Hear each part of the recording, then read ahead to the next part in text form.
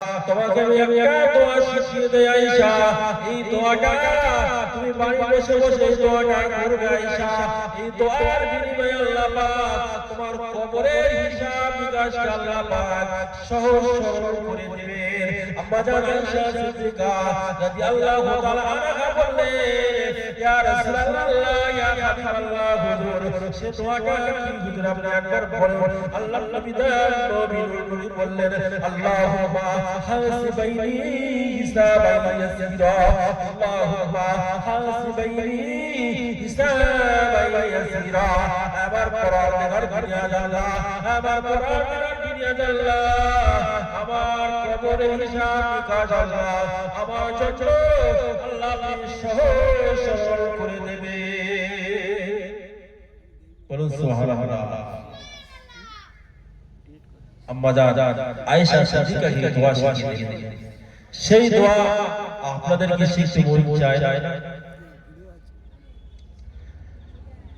আপনাদের মন চায় না? কবরে ভয় আপনাদের লাগে না?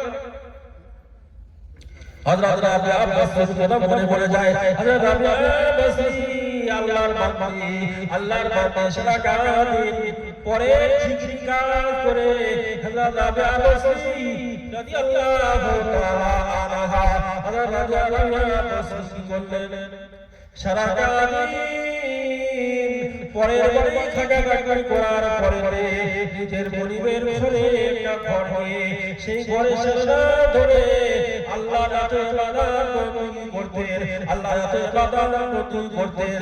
যে ইবাদত করার কারণে আল্লাহকে এত পরিমাণ ডেকেছিলেন, যা ডাকার কারণে আমার আল্লাহ পাক রব্বুল আলামিন রাবিয়া আব্বাসীর প্রতি খুশি হয়ে গিয়েছিলেন। রাবিয়া আব্বাসীর জন্য আমার আল্লাহ পাক রাবিয়ার অন্ধকার ঘরটাকে আমার আল্লাহ পাক রব্বুল আলামিন নূর আর নূর করে দিয়েছিলেন। যে রাবিয়া আব্বাসী আল্লাহর ইবাদত বন্দি করার কারণে তার ঘরটা নূর আর নূর হয়ে গিয়েছিল। সেই রাবিয়া আব্বাসীর ইচ্ছা হলো আল্লাহ পাক আকবার কদম বান্দারা আল্লাহ পাক খানায় কাবা শরীফে যায়, আল্লাহ পাক আকবার কদম বান্দারা আল্লাহ পাক খানায় কাবা শরীফ দোয়া করে। আমি রাবিয়া আমার নসরে কি আল্লাহ পাক খানায় কাবা শরীফ দোয়া করা হবে না, আল্লাহ পাক খানায় কাবা শরীফের মেহমান আমি রাবিয়া আব্বাসী হতে পারবো না। এই বলে আল্লাহর কাছে কাকুতি মিনতি করে হযরত রাবিয়া আব্বাসী আল্লাহর কাছে দোয়া করতে লাগলেন। আমার আল্লাহ পাক বললেন, ওরে রাবিয়া, রাবিয়া, রাবিয়া, রাবিয়া, আমার বান্দা আমার জন্য দোয়া করছিস, আমার বান্দা, আমার বান্দা রাবিয়া আমার কাছে কাবা বাইতুল্লাহর প্রেমে কাবা বাইতুল্লাহর মেহমান হওয়ার জন্য দোয়া চাও।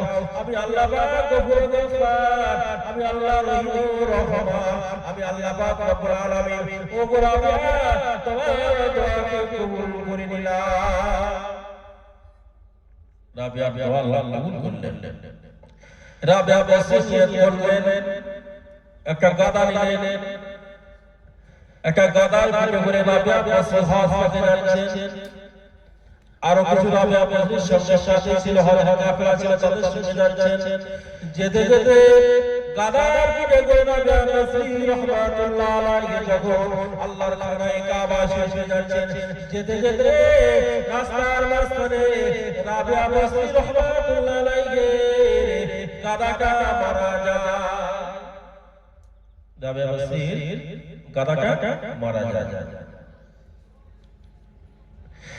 এই মারা যাওয়ার কারণে রাবিয়া সেই গাদার ধরে বসে বসে হা হা করে কাঁদছে, আমার আল্লাহ, আমার আল্লাহ, আমার আল্লাহ, আপনি আপনার খানায় কাবার মেহমান আমাকে করছেন, যাত্রী আমাকে করেছেন। এই যাত্রী পথে আল্লাহ পাক আমার যানবাহনটা, আল্লাহ পাক আমার গাদাটা ঠিকানার উপরে আমি সওয়ারি হয়ে আল্লাহ আপনার খানায় কাবা শরীফে যাচ্ছেন। আমার আল্লাহ, সেই খানায় কাবায় যেতে যেতে আল্লাহ সেই যাওয়ার জাহান্নামটা গাদাটাকে আল্লাহ আপনি তুলে নিয়েছেন। আমি কেমন করে আপনার খানায় কাবায় পৌঁছাবো, কেমন করে পৌঁছাবো? ওই সময় রাবিয়া বসরি রাহমাতুল্লাহি আলাইহি দশ বছর কাঁদছেন আর রাবিয়ার শ্বশুরা তারা রাবিয়াকে ফেলে রেখে আল্লাহর খানায় কাবায় গিয়ে দেখছে কাবা এখানে নাই, কাবাকে তারা খুঁজে পাচ্ছে না, কাবাকে খুঁজে পাচ্ছে না, কাবা কোথায় গিয়েছে? দেখা গেল রাবিয়া বসরি রাহমাতুল্লাহি আলাইহি আল্লাহ পাক রব্বুল আলামিনকে খুশি করেছিলেন, সন্তুষ্ট করেছিলেন, এই ডেকেছিলেন, আল্লাহর প্রেমিক হয়েছিলেন। আল্লাহকে ডাকার কারণে আল্লাহ পাক তার খানায় কাবাটা, কাবা বাইতুল্লাহ শরীফটা ওখান থেকে তুলে নিয়ে রাবিয়ার জন্য আল্লাহ পাক রাবিয়ার কাছে পাঠিয়েছিলেন।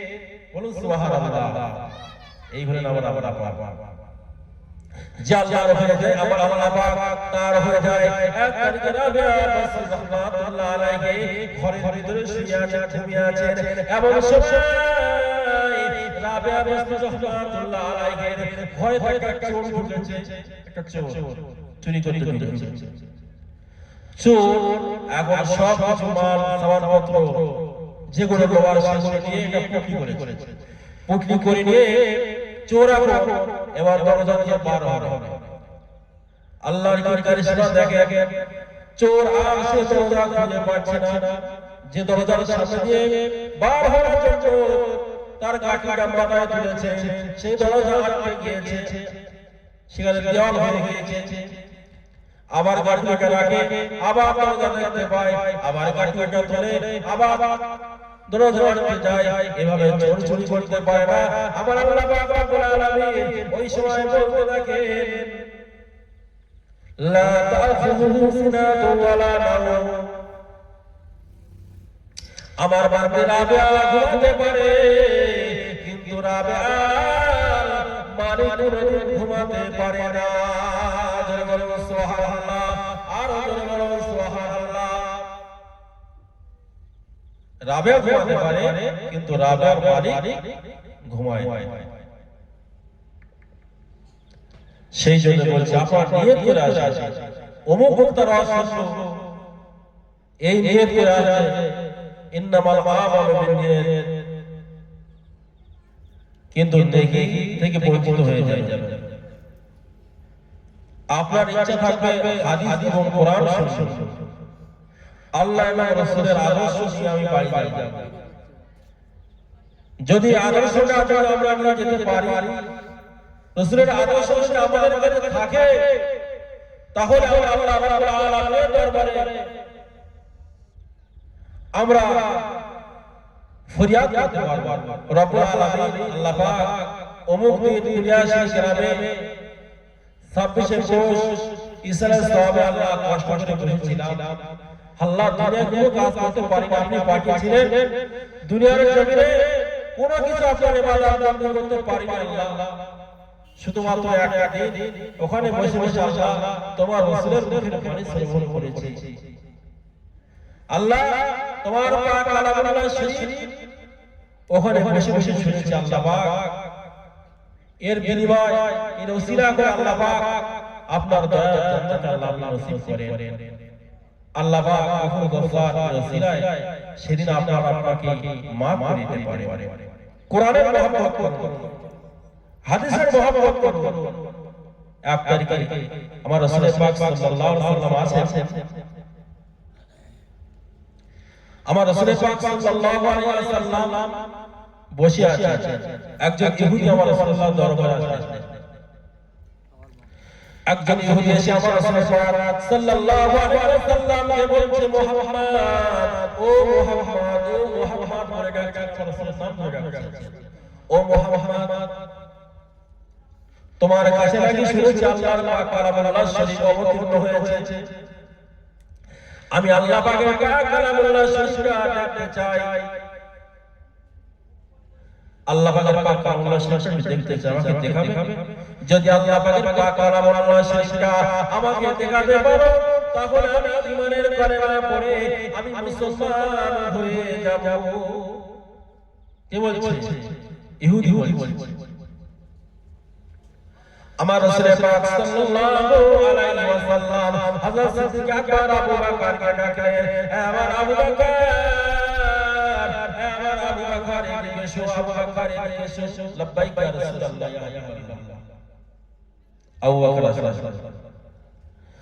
আবু বকর দেখে আমার রাসূল পাক সাল্লাল্লাহু আলাইহি ওয়াসাল্লাম বললেন ও ইহুদি আল্লাহ পাকের পাক কালামুল্লাহ শরীফ দেখতে চাও আমার আবু বকরের দিকে চেয়ে দেখো আমার আবু বকর বলে আল্লাহ পাকের পাক কালাম বলুন সুবহানাল্লাহ আবু বকর সিদ্দিক বলেন আল্লাহর পাক কালাম ইহুদি বলছে মুহাম্মদ আমার সাথে মজাক করছো আমি দেখতে চেয়েছি আল্লাহর পাক কালাম আর তুমি আবু বকরকে ডেকে দেখাচ্ছো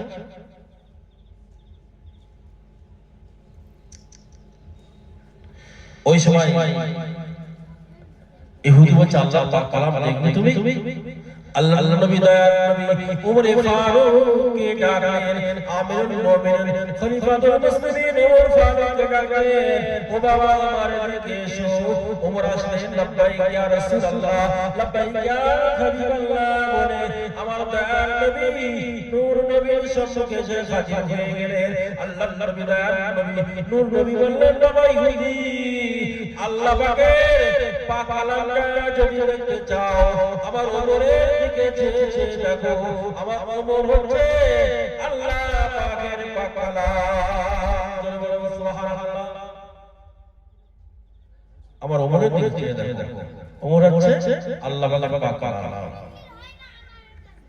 ইহুদি আবার বলছে মুহাম্মদ আমার সাথে মজাক করছো আমার সাথে ঠাট্টা করছো আল্লাহর নবী দয়ার নবী নূর নবী আবার বললেন ইহুদি আমি তোমার সাথে ঠাট্টা করি না মজাক করি না আল্লাহর পাকের পাক কালাম যদি দেখতে চাও আমার আবু বকরের দিকে চেয়ে দেখো আমার ওমরের দিকে চেয়ে দেখো আমার উসমান গনির দিকে চেয়ে দেখো আমার উসমান গনি হচ্ছে আমার আলী হচ্ছে আল্লাহ পাকের পাক কালাম জোরে বলো সুবহানাল্লাহ কেন বলেছেন রাসূল পাক সাল্লাল্লাহু আলাইহি ওয়াসাল্লাম এদেরকে আল্লাহ পাকের পাক কালাম কি জন্য বলেছেন আল্লাহর নবী দয়ার নবী বলছেন আমি যখন মেরাজ শরীফে গেলাম মেরাজ শরীফে যাওয়ার পরে আমার আল্লাহ পাক রব্বুল আলামিন আরশাতির গায়ে একটা পতাকা আমি দেখতে পেলাম কি পতাকা দেখতে পেলাম সেই পতাকা সবুজ পতাকায় স্বর্ণের উপরে লেখা রয়েছে এই আমার সাহাবাদের নাম যাদেরকে আমি আল্লাহর পাক কালাম বলেছি জোরে বলো সুবহানাল্লাহ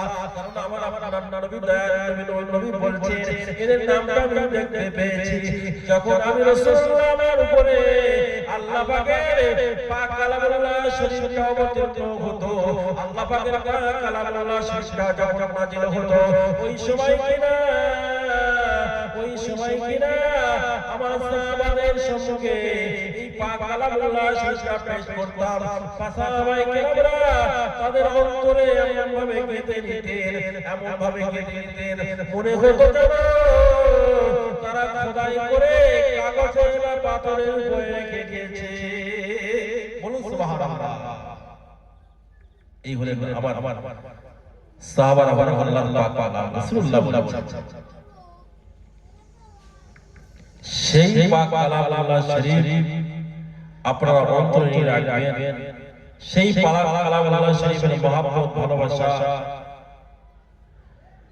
নিয়ে যদি দুনিয়ার জন্য না চলতে পারেন তাহলে বলুন কি রিয়া আপনারা দুনিয়ার জন্য চলাফেরা করবেন মানুষ হয়ে পশু হয়ে দুনিয়ার জন্য চলাফেরা চাইতে না চলাটাই বড় রাসূলের মহব্বত রাসূলের ভালোবাসা কেমন লেগেছে এই কয়েকটি আল্লাহ পাকের কোটি কোটি বান্দা আমরা বসে আছি কিন্তু রাস্তাতে অনেক মানুষ আছে তারা চাইলে আসতে পারে কিন্তু আসে না তাদের নিয়তে গলদ আছে তাদের নিয়তে গলদ আছে তাদের নিয়ত হচ্ছে যে অমুক বক্তা যখন আসবে সেই সময় তার অসুস্থ তাহলে বক্তার অসুস্থ সে আসছে হাদিস কোরআনের সে তুমি আসে না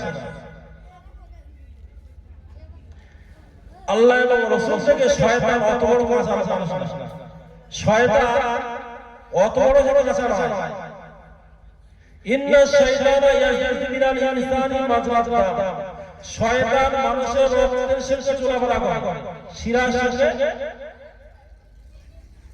সঙ্গে চলাফেরা করে, মানুষকে উপোস করায়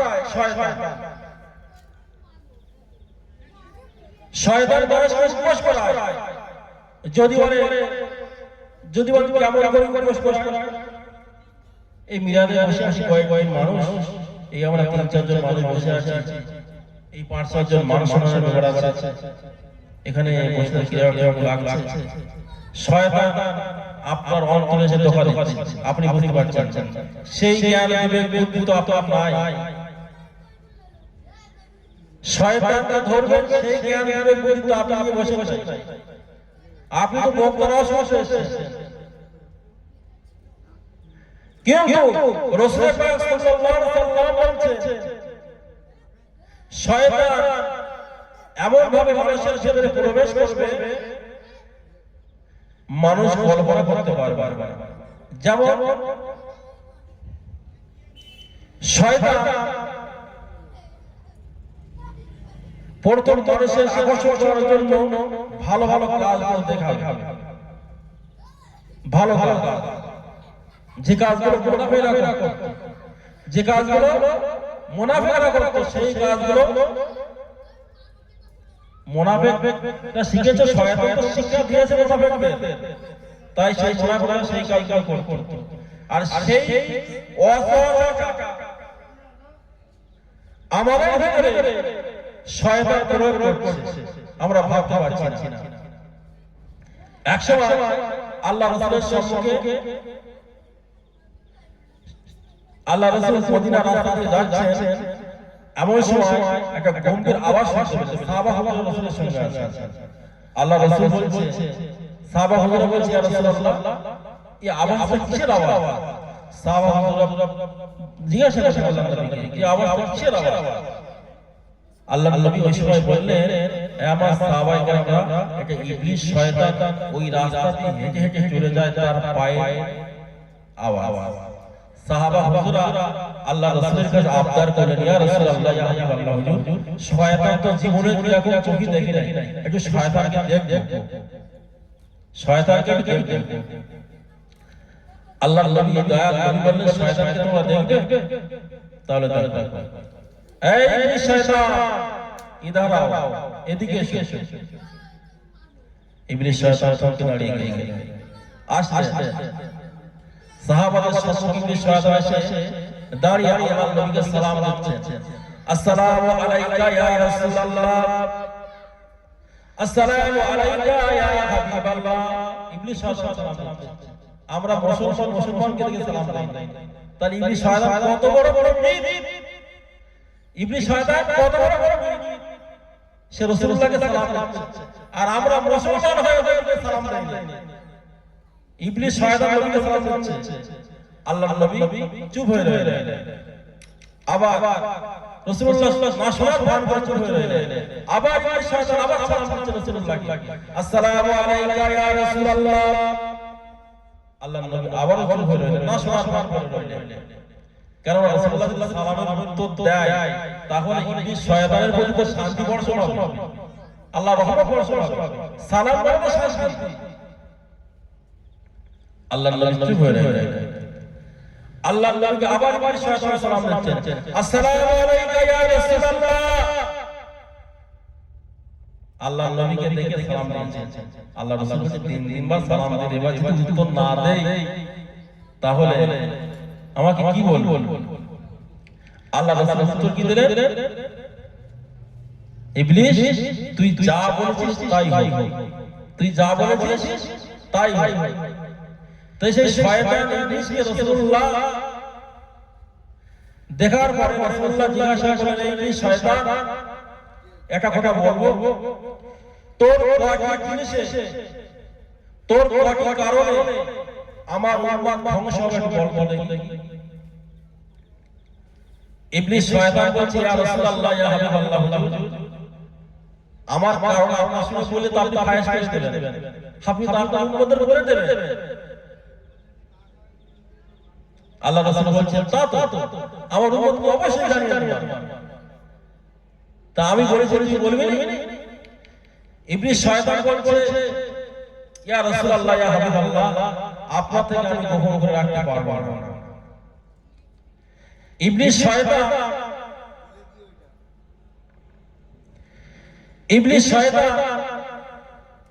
বলছে ইয়া রাসূলুল্লাহ ইয়া হাবিবাল্লাহ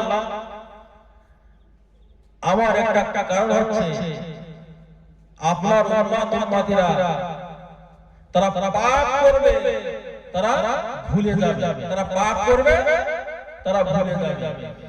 তাদের দ্বারা আমি পাপ করাবো, কিন্তু সেই পাপ কাজটা তাদের আমি মনে রাখবো, মনের ভেতরে তাদের আমি রাখতে দেব না। একদম। দুই নম্বর হচ্ছে এর কারণে আপনার উম্মতিরা ধ্বংস হয়ে যাবে। যে আমরা পাপী, এটা যদি আমরা জানতাম তাহলে এই মজলিসে আমরা বসতাম, যে রাস্তায় পর্যন্ত এখানে দেখি এখানে সব হবে না। যাই আমরা ৮২ মানুষের মিলাদ জলসা চোখে বসি, একটু হাদিস শরীফ শুনি না, আমরা তো গুনাহগার, ওখানে বসলে তো গুনাহ মাফ হয়। শয়তান তো বড় চালাক, ওখানে বসতে দেব না। কেন? ইন্নাশ শাইতানা ইয়াহদি ইলাল ইনসানি মা যালাম, সে তো কি করে লোককে চলাচল করে ধোঁকা দিয়ে সেই জন্য সে ধোঁকা দিয়ে ওদেরকে রাস্তায় বসিয়ে রেখে দিয়েছে যে তোরা পাপী, ওখানে গেলে কি হবে? পাপ হয়ে যাবে, তোরা সওয়াব হবে, নেকি উপর করাবে, গুনাহ মাফ হয়ে যাবে। তোরা ওখানে যাস না, তোরা ওখানে গেলে আমার দল থেকে সরে বলবি, তোরা এখানে থাক, তোদের সঙ্গে আমি আজ বলবো। ওখানে গেলে মানুষ ব্যাপার আছে, কয়েকটা মানুষ আছে, কিসের জন্য ওখানে যাবি? এইভাবে তোরা ধোঁকা দেবে। এক নম্বর। দুই নম্বর হচ্ছে শয়তান বলছে ইয়া রাসূলুল্লাহ ইয়া হাবিবাল্লাহ আপনার উম্মতিরা বেশি কৃপণ হবে। এই কৃপণতা যারা করবে তারা ধ্বংস হবে। দুই নম্বর কৃপণতা করলে ধ্বংস হবে। তাই কৃপণতা করে এই টাকা পয়সা লেনদেন, এটা কৃপণতা। আবার বখিলতা, এটাও একটা কৃপণতা। এই কৃপণতা করে রাস্তাঘাটে বসে আছে, নবীর মজলিসকে ছেড়ে দিয়ে ওরা ওখানে বসে আছে কৃপণতা করে। তাহলে এর কারণে ওরা ধ্বংস হবে। ইবলিস শয়তান বলছে। তিন নম্বর হচ্ছে আপনার উম্মতিরা খেলাধুলা করবে, খেলাধুলার কারণে আপনার উম্মতিরা ধ্বংস হবে। এই তিনটে কারণ ইবলিস শয়তান রাসূলুল্লাহর সম্মুখে পেশ করলেন। এবার আল্লাহ নবী বলছেন ইবলিস শয়তান একটা কথা বলবো, ইয়া রাসূলুল্লাহ বলেন আচ্ছা বলো তো পৃথিবীর মধ্যে সবথেকে তোমার শত্রুকে সবথেকে বড় শত্রু তোমার কে? ইবলিস শয়তান হেসে ফেললেন। ইবলিস শয়তান ওই সময় হেসে ফেলে বললেন ইয়া রাসূলুল্লাহ ইয়া হাবিবাল্লাহ হুজুর পৃথিবীর মধ্যে সবথেকে বড় শত্রু হচ্ছে আপনি। পৃথিবীর মধ্যে সবথেকে বড় শত্রু কে? আপনি।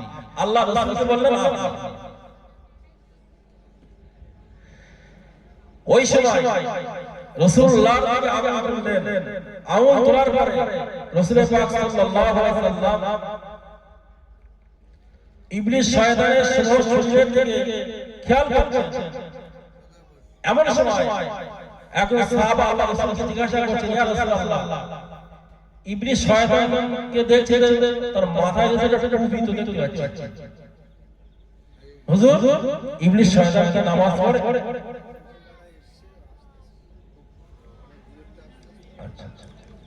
হুজুর ইবলিস শয়তানকে দেখছে তার মাথায় একটা টুপি আছে, সে কি নামাজ পড়ে? একটু শুনেন না হুজুর। আল্লাহ রাসূল আবার জিজ্ঞাসা করলেন ইবলিস শয়তান আমার সাহাবার কাছে জিজ্ঞাসা করছে যে তোমার মাথার উপরে যে টুপি আছে তুমি কি নামাজ পড়ো? ইবলিস শয়তান বলছে ইয়া রাসূলুল্লাহ ইয়া হাবিবাল্লাহ এর কারিশমা আর টুপির কারিশমাটা টুপি কি জন্য আমি ব্যবহার করি এটা অবশ্যই আমি তোমাকে বলবো। সাহাবা হুজুর আবার জিজ্ঞাসা করলেন হুজুর ইবলিস শয়তানের কোমরে দেখতে পাচ্ছি একটা রশি আছে, একটা দড়ি আছে, ইবলিস শয়তান কি গাছ কাজ করে না? ইবলিস শয়তানের কোমরে বসে আছে। আল্লাহ নবী বললেন ওই ইবলিস শয়তান সাহাবা জিজ্ঞাসা করছে তোমার কোমরে একটা দড়ি আছে বসে আছে, তুমি কি গাছ কাজ করো নাকি? কাঠের কাজ করো নাকি? ইবলিস শয়তান বলছে না ইয়া রাসূলুল্লাহ, আমি গাছ কাজ করি না। তো রশি দিয়ে কি করো? হুজুর এর কারিশমা দড়ির কারিশমা আছে। আবার দেখতে পাচ্ছি সাহাবারা বলছেন ইয়া রাসূলুল্লাহ ইয়া হাবিবাল্লাহ, ইবলিস শয়তানের হাতের দিকে লক্ষ্য করে দেখেন। ইবলিস শয়তানের হাতে আছে একটা ঘন্টা আছে। আল্লাহ নবী জিজ্ঞাসা করলেন ইবলিস শয়তান তোমার হাতে কি? ইয়া রাসূলুল্লাহ আমার হাতে একটা ঘন্টা। এই ঘন্টা দিয়ে ইবলিস শয়তান কি করো?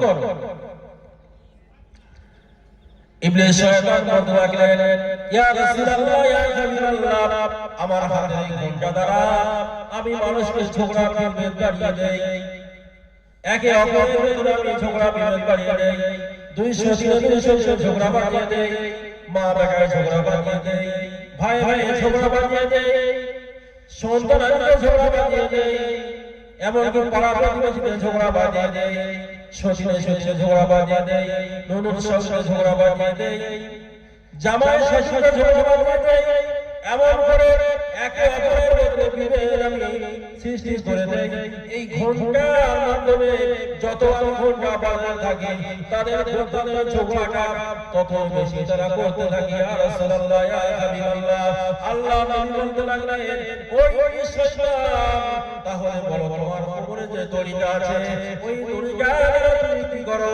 ইবলিস শয়তান বলতে লাগলেন ইয়া রাসূলুল্লাহ ইয়া হাবিবাল্লাহ, এই দড়িটা দ্বারা আমি অন্য কিছু করি নাই, ওই ঝগড়া, ওই ঝামেলাটা, ওই বিবাদ, ওই জমি খেলা, ওই আয় খেলা, ওই পরনিন্দা করা, যত রকম অন্যায় কাজ আছে, ওই সুদের ব্যবসা, ঘুষের ব্যবসা, যত রকম ব্যবসা আছে, এই যত রকম হারাম আছে, যত রকম নাপাকি আছে, এই নাপাকিগুলো আপনার উম্মতের কাছে বেঁধে রাখার জন্য, তাদের গায়ে ধরে রাখার জন্য আমি এই দড়িটা ব্যবহার করে থাকি। এই দড়িটা ব্যবহার করে থাকি, এই দড়িটা দিয়ে আমি জড়িয়ে রাখি, বেঁধে রাখি, যাতে করে তারা বন্ধন লোনটা না ছাড়তে পারে, সুদের টাকাটা তারা না ছাড়তে পারে, ঘুষের টাকাটা তারা না ছাড়তে পারে। এই জন্য ইবলিস শয়তানকে আবার আল্লাহ নবী জিজ্ঞাসা করছে ও ইবলিস শয়তান, বলো দেখি ইবলিস শয়তান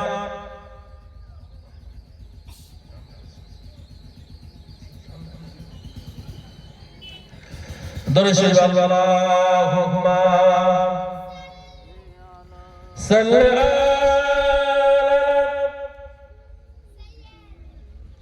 সাইয়্যিদিনা মাওলানা মুহাম্মদ ওয়া আলা আলি সাইয়্যিদিনা মাওলানা মুহাম্মদ সাল্লু আলা মুহাম্মাদিন সাল্লু আলা মুহাম্মদ হরদুল্লাহ পাক সে কালো পাক নামে মুহাম্মদ আল্লাহুম্মা সাল্লি আলা